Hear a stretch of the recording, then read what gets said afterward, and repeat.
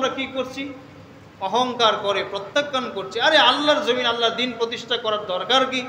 যেভাবে চলছে জামানা চলতে থাক না, আমাদের সমস্যা কোথায়? খুব শান্তিতে আছি। এই যে একটা অপরাধ করলাম, এই অপরাধটাই হলো আমার অহংকার। কারণ এটা সত্য কথা, আল্লাহর জমিন আল্লাহর দিন প্রতিষ্ঠার হুকুম আল্লাহ তাআলা করেছেন।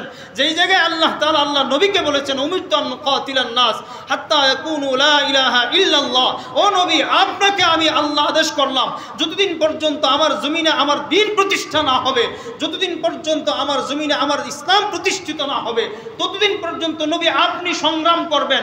আর আল্লাহ তাআলা আমার নবীর উম্মতে মুহাম্মাদীদেরকে আল্লাহ তাআলা বলে দিলেন ওয়াকাতিলুহুম হাত্তা লা তাকুনা ফিতনা ওয়া ইয়াকুনা আদ-দীনু কুল্লুহু লিল্লাহ। আল্লাহর জমিনে আল্লাহর দিন যতদিন পর্যন্ত প্রতিষ্ঠিত না হবে, আল্লাহর জমিনে আল্লাহর দিন যতদিন পর্যন্ত জিন্দা না হবে, এই পৃথিবীর মানুষ ততদিন পর্যন্ত আল্লাহর জমিনে আল্লাহর দিন জিন্দা করার জন্য তোমরা প্রয়োজনে রক্ত দিয়ে, কল্লা দিয়ে, বুকের তাজা রক্ত দিয়ে হলো আল্লাহর জমিনে আল্লাহর দিন প্রতিষ্ঠার সংগ্রাম করতে থাকবা এবং করবা ইনশাআল্লাহ। আমরা রাজি আছি তো? ইনশাআল্লাহ করবো ইনশাআল্লাহ।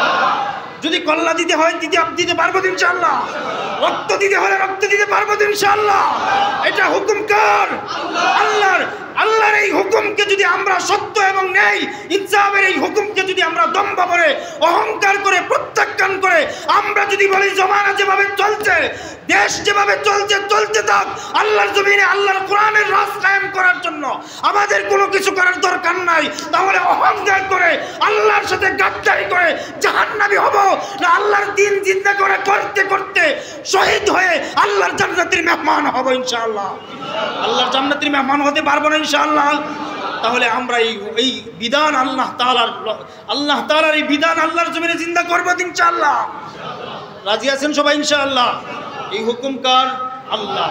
এমনভাবে প্রত্যেকটা বিধানকে, প্রত্যেকটা হুকুমকে আল্লাহ তাআলার যেই লঙ্ঘন করবে সেই অহংকার প্রদর্শন করলো, আর অহংকার প্রদর্শন করে আল্লাহর জাহান্নামের লাকড়ি হয়ে দুনিয়ার জমিন থেকে বিদায় নেবে।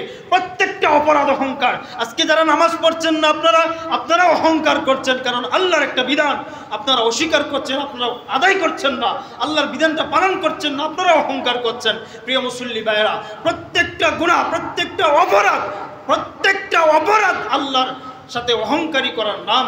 কারণ আল্লাহ নবী সাল্লাল্লাহু আলাইহি ওয়াসাল্লাম বলছেন আল কিবরু বাতরুল হক, প্রত্যেকটা সত্য এবং ন্যায় ইনসাফ ওয়ালা হুকুম আল্লাহ তাআলার বিধান, আল্লাহর হুকুম এবং রাসূলের সুন্নাহ প্রত্যেকটাই হলো যারা অস্বীকার করবে তারাই অহংকারী। আর এই অহংকারীদের ঠিকানা কোথায় হবে? লা ইয়াদখুলুল জান্নাতা মান কানা ফি কলবিহি মিসকালা হাব্বা। আল্লাহ নবী সাল্লাল্লাহু আলাইহি সাল্লাম বলেন যাদের অন্তরে সরিষার দানা পরিমাণ অহংকার থাকবে, যারা সরিষার দানা পরিমাণও অপরাধ করবে, আল্লাহর জান্নাতে তারা প্রবেশ করতে পারবে। আল্লাহ আমাদের সকলকে সঠিক বুঝ দান করুন। সকলে বলে আমিন। যারা সুন্নত করেন কবলাল জুমা চারাকা সুন্নত করবে।